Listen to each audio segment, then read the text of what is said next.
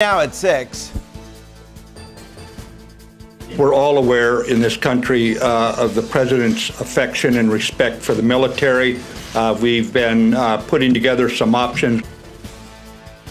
President Donald Trump wants a large-scale military parade, and the Pentagon is moving full speed to make that parade happen on the streets of Washington.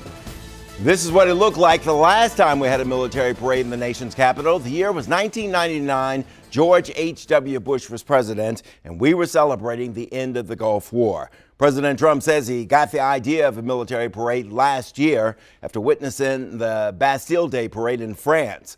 Mike Valerio has been looking at what a parade here might look like. The idea comes from Paris, a breathtaking and symbolic statement France makes every year. Military might on Bastille Day.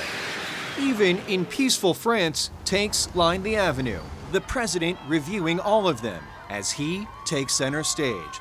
But in the middle of fortified French tanks, a DC license plate emerges. President Trump inside.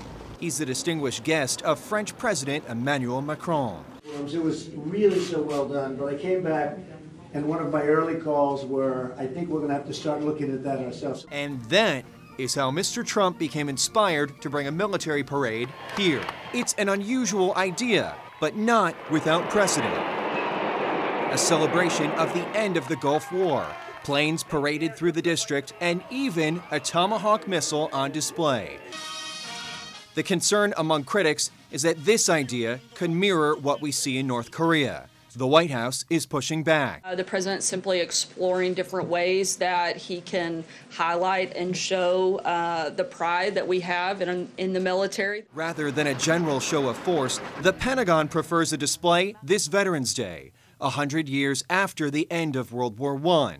The politics of parades perhaps put aside, with history and our service members put first. And another important distinction to draw here, the parade in Paris has been going on since 1880. It also evokes French General Charles de Gaulle's procession after the city was liberated from Nazi Germany. So, of course, it's steeped in tradition, but from the White House's point of view, they want to make new traditions here of their own. Okay, Mike. Thanks. See what happens. All right. All right, D.C. leaders are sarcastic.